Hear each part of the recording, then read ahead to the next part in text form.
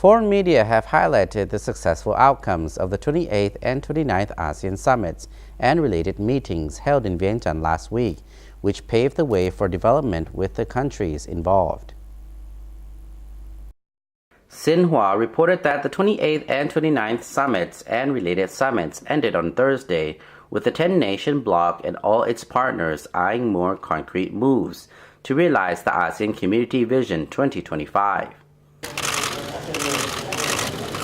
It said that ASEAN leaders adopted the Master Plan on Asean Connectivity 2025, or MPAC 2025, to boost the development of 5 strategic areas such as infrastructure, digital innovation, and logistics. NIKKEI highlighted the ASEAN Business and Investment Summit, a sideline event that hailed ASEAN's vibrant economy, which is expected to grow at 7% per annum, with GDP reaching $4.7 trillion in 2020, leading to the possibility of the bloc becoming the 4th largest economy in the world by 2030. The Indian Express reported that ASEAN leaders welcome India's Act East policy and Make in India. ASEAN and Indian leaders agreed to further strengthen cooperation in other areas such as food and agriculture, trade facilitation, education, clean and renewable energy, tourism, health and well-being, small and medium enterprise or SME development, and poverty alleviation. Outcomes of bilateral talks.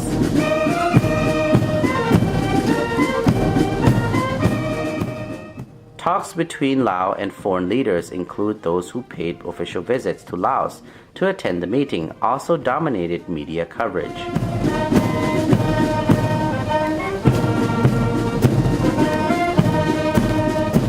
The first ever visit to Laos by U.S. President Barack Obama appeared to have featured most prominently in the headlines, with most media reports saying his visit aimed to heal the wounds of war.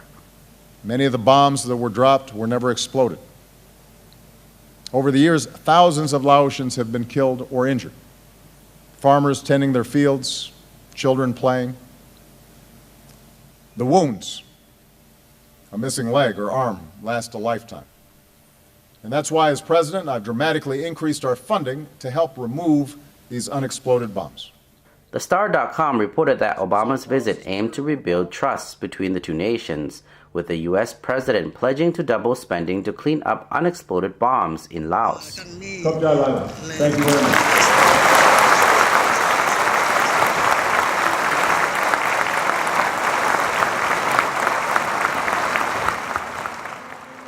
The Wall Street Journal said President Obama recognized America's secret war in Laos from decades ago, a symbolic gesture intended to move the two countries' relations beyond their dark Cold War past. Fox News quoted President Obama as saying that the U.S. has a moral obligation to help Laos heal its war wounds and vowed to reinvigorate relations with a country with rising strategic importance to the U.S. The Korea Herald hailed the successful outcomes of the bilateral talks between President Park Geun-hye and Lao counterpart Bunyang Vorachit, which resulted in the signing of 18 memoranda of understanding to deepen bilateral cooperation in trade, investment, healthcare, infrastructure development, and cultural exchanges.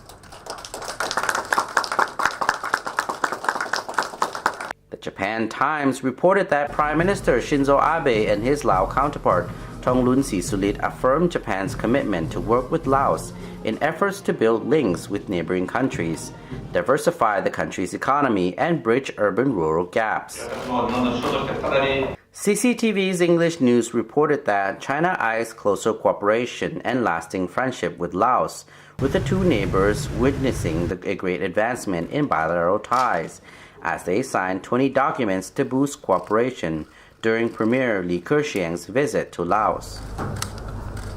The documents covered fields ranging from trade and investment to technology and education.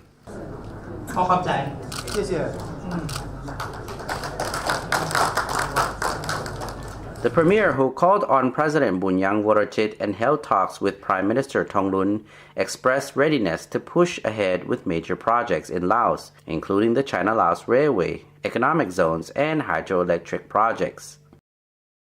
Vietnam's Nhan Dang reported that Vietnam always gives top priority to its special relationship with Laos, considering it as an invaluable asset in need of being preserved and developed, citing Prime Minister Nguyen Xuan Phuc as saying as he informed Lao leaders when he called on them.